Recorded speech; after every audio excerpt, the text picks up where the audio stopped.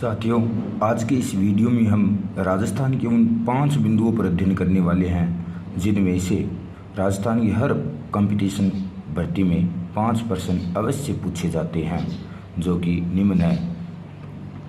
राजस्थान की चोटियाँ, राजस्थान की मिट्टी, राजस्थान की जलवायु, राजस्थान में कृषि और इंदिरा गांधी नहर परियोजना।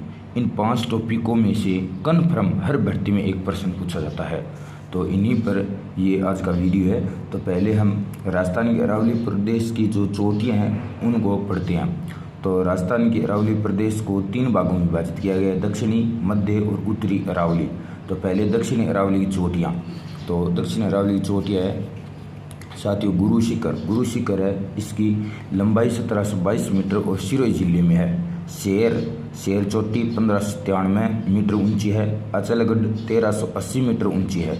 देलवाड़ा 1442 मीटर ऊंची और आबू 1295 मीटर ऊंची है। ऋषिकेश 1017 मीटर ऊंची है और ये सभी चोटियाँ सिरोही जिले में स्थित है। फिर है जरगा चोटी, ये 1431 मीटर ऊंची है और उदयपुर में है।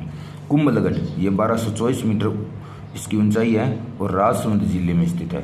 फिर है लीलागढ़, ये 874 मीटर ऊंची है और मेवाड़ प्रदेश में पाई जाती है। नागपानी ये 867 मीटर ऊंची है और मेवाड़ प्रदेश में पाई जाती है।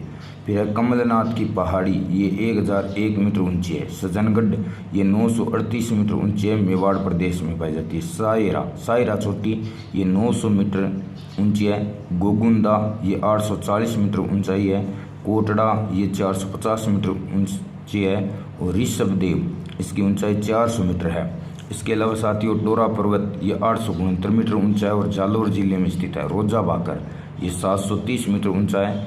इसराना भाकर ये 839 मीटर ऊंचा है और झारोला पहाड़ ये 588 मीटर ऊंचा है और ये सभी है जो जालोर जिले में स्थित है। आगे है मध्य अरावली प्रदेश की चोटियाँ। मध्य अरावली प्रदेश की चोटियाँ 3, तारागढ़ 873 मीटर, नागपाड़ 795 मीटर और गोरमजी मार्जी चोटी है ये 933 मीटर और टोटगढ़ क्षेत्र में ये पाई जाती है और ये तीनों ही चोटियाँ अजमेर जिले में स्थित है। फिर साथियों उत्तरी अरावली प्रदेश की चोटियाँ, इनमें से पहली चोटी है रघुनाथगढ़।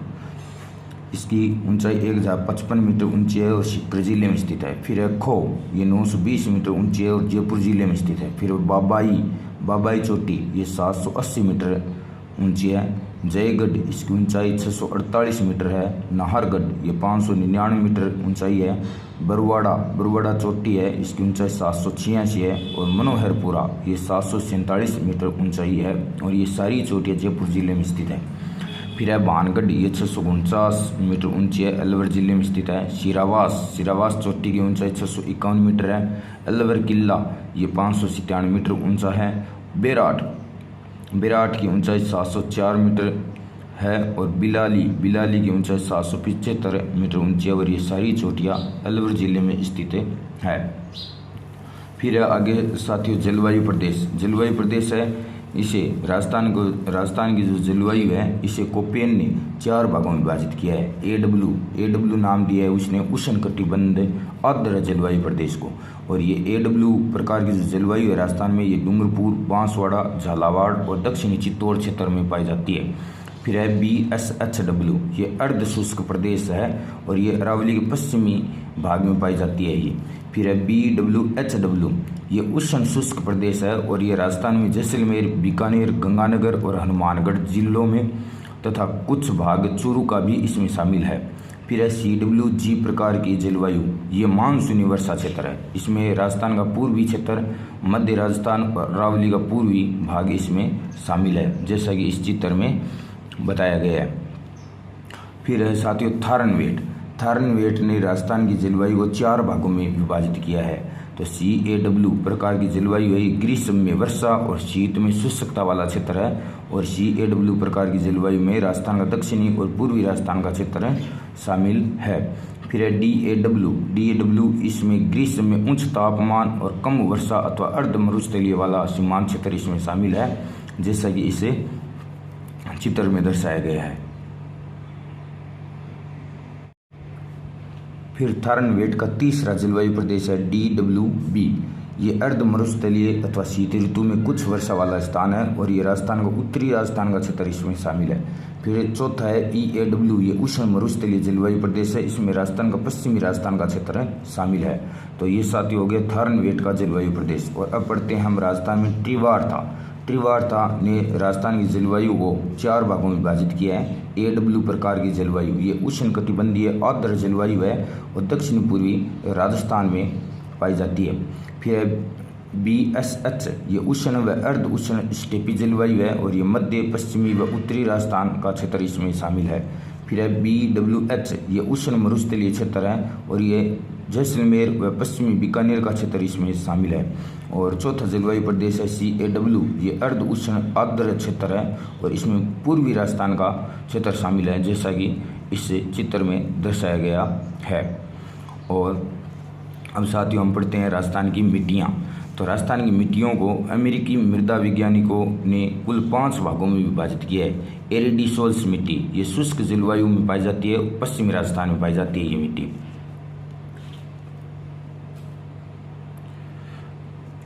और एरिडिसोल्स मिट्टी है, इसके कुल 4 भाग है। कैम्बोओर्थिड्स, कैल्सिओर्थिड्स, सेलोर्थिड्स, पेलिओर्थिड्स। और दूसरी मिट्टी है एल्फिसोल्स, ये जयपुर, दौसा, अलवर, भरतपुर, सवाई माधोपुर पूर्वी राजस्थान के इन जिलों में पाई जाती है। इसके अलावा ये डूंगरपुर, बांसवाड़ा, उदयपुर, राजसमंद, चित्तौड़गढ़, भीलवाड़ा और टोंक दक्षिण राजस्थान के इन जिलों में पाई जाती है। और कोटा, बारां, बूंदी, झालावाड़ दक्षिण पूर्वी राजस्थान में भी ये पाई जाती है। तो साथियों ये एल्फिसोल्स मिट्टी ये पूर्वी राजस्थान, दक्षिण राजस्थान और दक्षिण पूर्वी राजस्थान में पाई जाती है।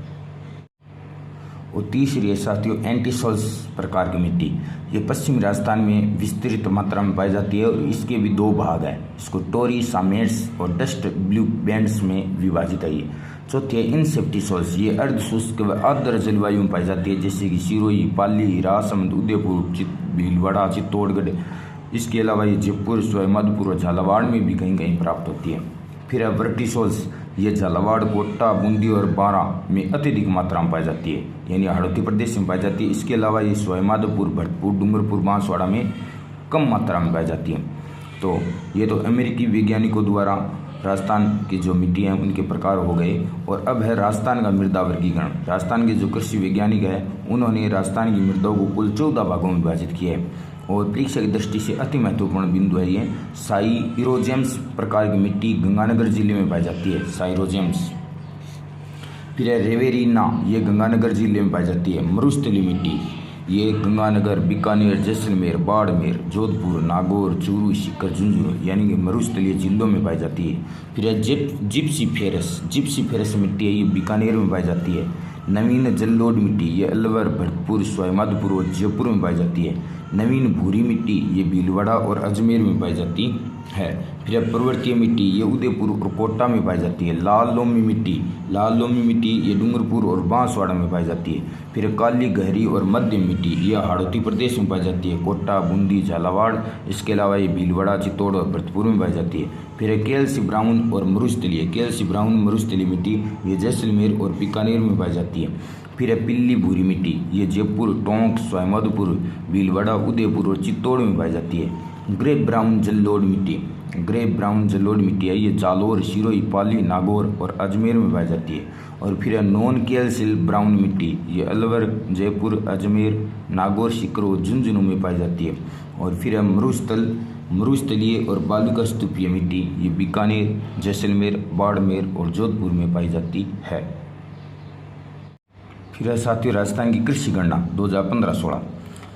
तो राजस्थान का जो कृषि गणना है इसके अनुसार कृषि जोतों का औसत आकार राजस्थान में पाया जाता है 2.73 हेक्टेयर और 2010-11 की तुलना में औसत आकार में कमी हुई है 11.07% की, क्योंकि 2010-11 की जो कृषि गणना थी उसके अनुसार औसत आकार 3.07 था और वर्तमान में 2.73 हेक्टेयर है, 11.07% की कमी हुई है।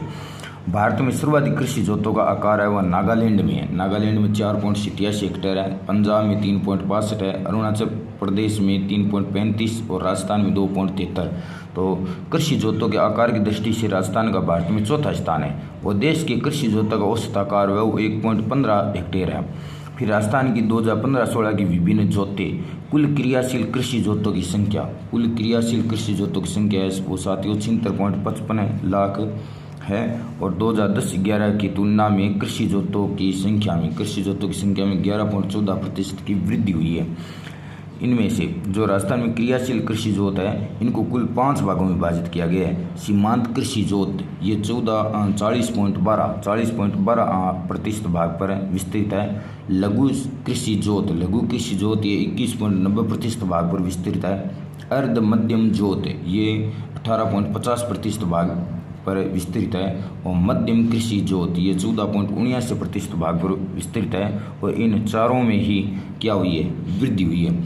और बड़ी आकार की जोत है ये 4.69% भाग पर विस्तृत है। और इसमें 2010-11 की तुलना में 11.11% की कमी पाई गई है। और अब है साथियों सिंचाई परियोजना। और सिंचाई परियोजनाओं में से इंदिरा गांधी नहर परियोजना है, ये मोस्ट इम्पोर्टेंट है। इंदिरा गांधी नहर परियोजना की 9 शाखाएं हैं। ये राउतसर शाखा ये एकमात्र बाईं तरफ की शाखा है और सर्वप्रथम निकाली गई शाखा है। और ये हनुमानगढ़ जिले से निकाली गई है। फिर है सूरतगढ़ शाखा, ये गंगानगर जिले से निकाली गई है। अनूपगढ़ शाखा ये गंगानगर में है। पुगल शाखा ये बीकानेर में है। और दातौर शाखा ये भी बीकानेर में है। फिर आगे साथियों है बिरसलपुर शाखा, ये बीकानेर जिले में स्थित है। चारणवाला ये बीकानेर और जैसलमेर में है। शहीद बिरबल शाखा ये जैसलमेर में है। और सागरमल गोपा शाखा ये जैसलमेर में।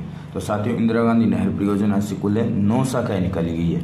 साथियों इंदिरा गांधी नहर परियोजना से जो 7 लिफ्ट नहरें निकाली गई है इनसे ही प्रश्न पूछा जाता है, तो ये मोस्ट इम्पोर्टेंट है। और पहली इंदिरा गांधी नहर परियोजना से कुल 7 लिफ्ट नहरें निकाली गई है, जिनमें से पहली है चौधरी कुंभाराम लिफ्ट नहर। इसका पुराना नाम नौहर साहबा लिफ्ट नहर था। और इससे सिंचाई है वो हनुमानगढ़, चूरू, बीकानेर और झुंझुनू 4 जिलों को इस नहर परियोजना से लाभ प्राप्त होता है। अगली है कंवर सेन लिफ्ट नहर परियोजना। इसका पुराना नाम बीकानेर लूणकरणसर लिफ्ट नहर था। और इससे लाभ बीकानेर गंगानगर को प्राप्त होता है। और ये इंदिरा गांधी नहर परियोजनाओं की 7 लिफ्ट नहरों में से ये सबसे लंबी लिफ्ट नहर है, जिसकी लंबाई 151.64 किलोमीटर है। फिर तीसरी नहर है वो है पन्नालाल बारूपाल लिफ्ट नहर। इसका पुराना नाम गजनेर लिफ्ट नहर था। और इस नहर से बीकानेर और नागौर जिला लाभान्वित है। और चौथी है वीर तेजाजी लिफ्ट नहर। इसका पुराना नाम बांगड़सर लिफ्ट नहर था। और इससे बीकानेर जिले को लाभ प्राप्त होता है। फिर 5 नंबर वाली लिफ्ट नहर है वो है डॉक्टर करणी सिंह लिफ्ट नहर। इसका पुराना नाम कोलायत लिफ्ट नहर था। और इससे जोधपुर और बीकानेर जिला लाभान्वित है। फिर है गुरु झांबेश्वर लिफ्ट नहर। इसका पुराना नाम फलौदी लिफ्ट नहर था। और इससे लाभान्वित जिला है जोधपुर, बीकानेर और जैसलमेर। और 7वीं है जय नारायण व्यास लिफ्ट नहर। इसका पुराना नाम पोखरण लिफ्ट नहर था। और इससे जैसलमेर व जोधपुर जिले लाभान्वित है। साथियों इंदिरा गांधी नहर परियोजना से जो कुल सिंचित क्षेत्र है वो 16.17 लाख हेक्टेयर क्षेत्र सिंचित होता है।